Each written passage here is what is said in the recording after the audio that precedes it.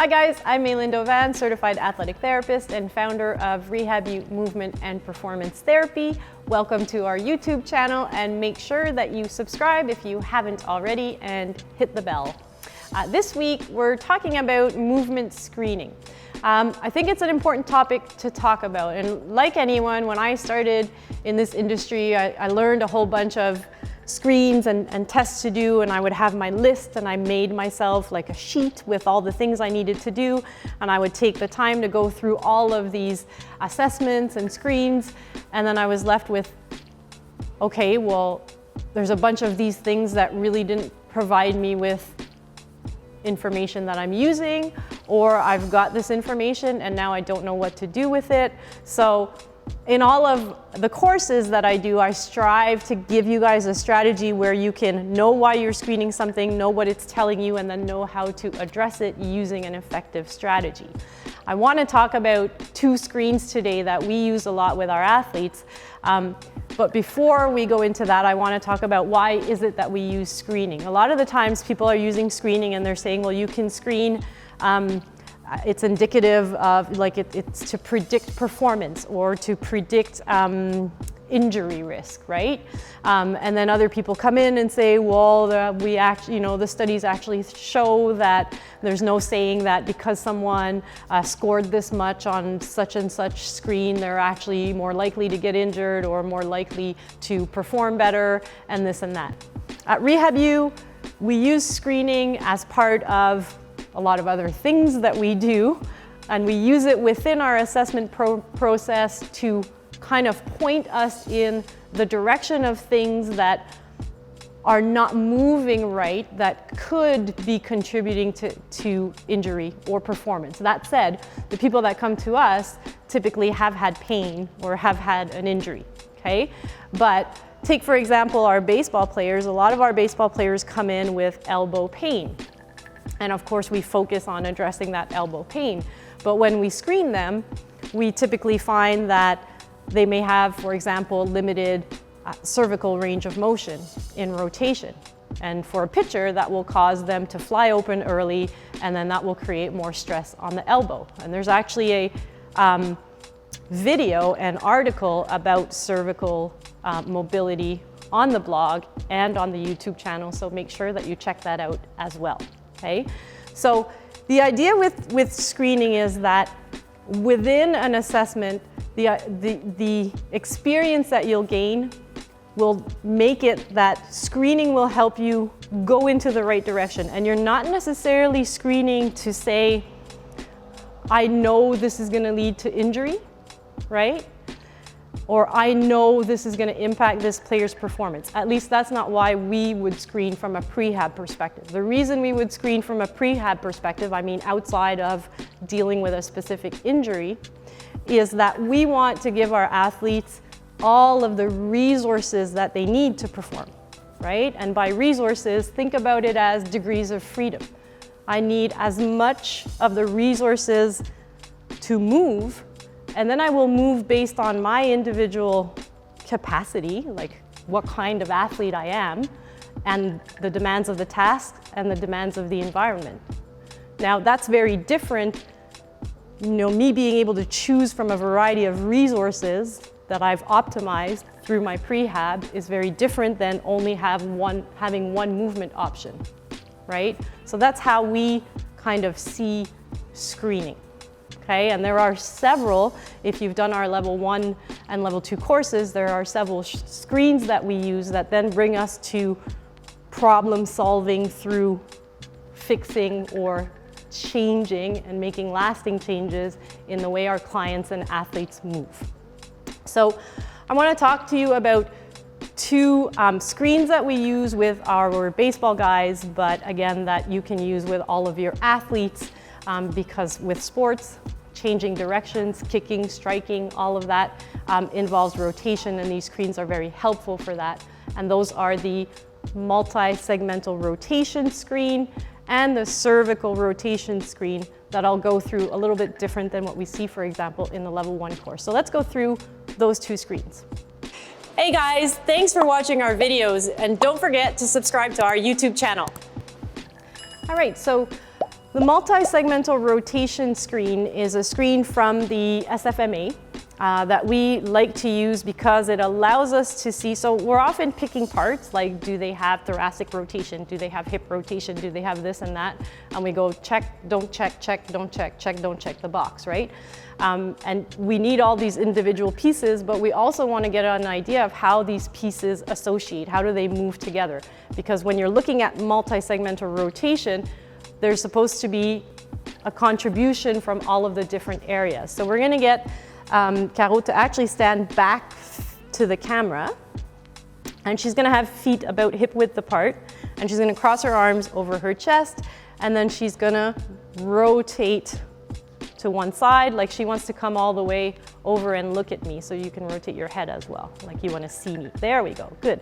So what we're trying to see there, and obviously go ahead and go to the other side, you're going to want to compare both sides, okay? So you're gonna see the contribution from the feet, you're gonna see the contribution from the hips, the pelvis, the lumbar spine, the thoracic spine, right? So as she turns, are you comfortable there? Can I keep you there for a while? So as she turns to the left, that right foot is gonna pronate, that left foot is gonna supinate a little bit, right? And then you can do this in parts, right? Because it's difficult to look at everything and compare everything piece by piece. So you could then say, okay, let's take you to the right again and look at, does the other side do the same? And you can see she supinates a bit more on that side when she does the rotation. So is that because she's compensating via the foot because she's not getting as much through the hips? If we have her go to the left again, look at how much that pelvis rotates, and when she goes to the right, look at how much less that pelvis rotates, and that's why she's hyper supinating that foot to try and get a bit more range, right? So right off the bat, you can see certain things, okay? So here she's got a little bit less contribution from the pelvis when she rotates to the right, and potentially a little bit less contribution to the lumbar spine as she rotates to the right, okay? Now, if you see a restriction, see she was a little bit restricted to the right versus the left in standing, you would then test it in sitting. So we can have Caro sitting. Yeah, sure, facing the camera. Sit all the way back. And you can either, if you have nothing to put between the feet, you can have them cross their feet. I don't find it ideal. I usually put a yoga block between the knees, so that that can stabilize her lower body. And then same thing, hands over the shoulders, and you can relax the elbows. And we have her rotate again to the left, and we have her rotate to the right. And we're trying to see. Now, you don't necessarily have to have your goniometer out and that kind of stuff, but you can see what the difference is right to left. So there isn't as much of a difference left to right when we have her sitting, which means that the problem is hips down with her mobility, right? Now, she doesn't have great thoracic rotation. She's a little bit like, we'd like to get you all the way around, but oh no, you're not bad. Maybe your first rotation was a little bit shy. She was shy.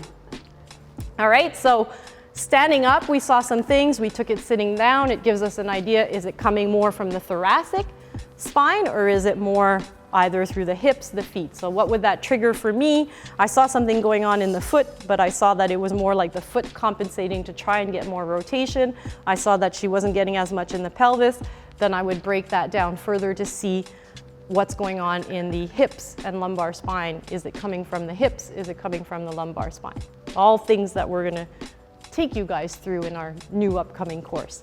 The other screen that we definitely want to include when we're looking at athletes who need to throw, strike, kick, change direction, and I talked about it a little bit before with our baseball pitchers, is cervical range of motion.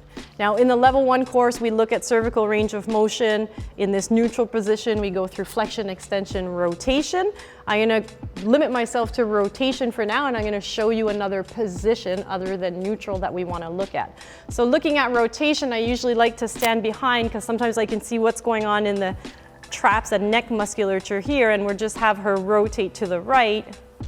And she should be able to get her chin to about mid-clavicle without rotating the torso. And then I have her rotate to the left, and same thing. And again, you're looking for a difference, and you're looking for one side being more difficult. You're asking for subjective information. Does that feel tighter on one side than the other, etc. Okay?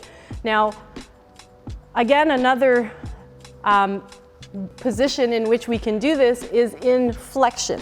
If we place the spine in flexion and then we do rotation, we're going to isolate that rotation a little bit more at C1, C2, which is the main contributor for rotation. So we're interested in knowing whether she can get rotation in that position. So we get her in a flex position, and again, she rotates to the right. And she rotates to the left. Good, go right again. And then go left. So I find that when she goes to the left, she kind of laterally flexes to the right a little bit. So a little bit of a difference there, something maybe to explore, okay? But definitely, sometimes things will jump out at you way more than that. Like you'll see a big difference right to left, or a difference like the whole shoulder. They turn their head right in the neutral position, for example, and the whole shoulder girdle elevates and they feel tightness there. Then definitely that points you to stuff that you need and want to look at in the balance of your assessment, okay? So, again, the idea behind screening is, what are my global movement things that I can look at really quickly, that I can screen, that will start to point me in other directions, and then I can go and poke there a little bit more and find what's going on there. And the idea is, it's not necessarily about these are predictors of performance or injury risk, but it's the idea that if I don't have these certain fundamental elements of movement, then I don't have all the resources that I need to solve my degrees of freedom problem when I'm on the court or on the field, right? I need as much degrees of freedom as possible, and then depending on me, depending on the task, depending on the environment, then I can choose an option, which is very different than having limited options because I have limited mobility or limited access to certain ranges of motions or movement, okay?